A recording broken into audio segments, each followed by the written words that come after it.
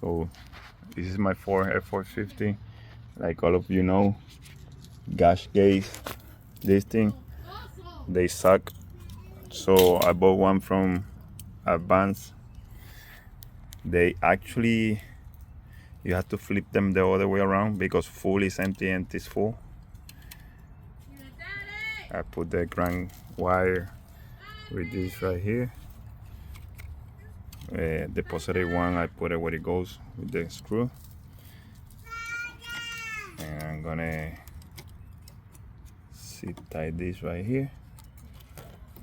Zip tie this right here. But it had to be the other way around, upside down. On my other truck, I actually unbolted and you can flip it the other way around. I put it on this side, on that International, because it happened the same thing when I put it on. Full was empty, empty was full.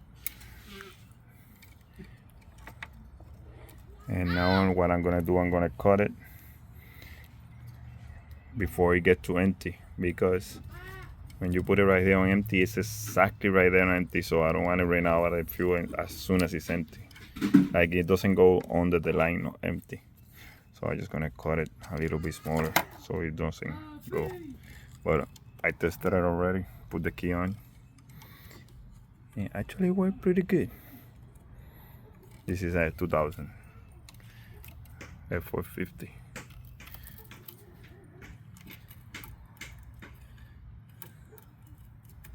This thing is a lot of money for this truck.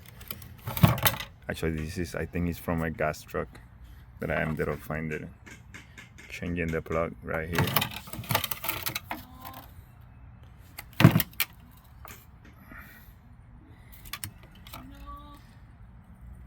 And now I'm gonna sit tie this right here.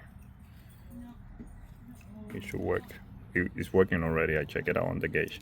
But when it go empty, for some reason it doesn't go 100% empty. It's like right there on the empty line.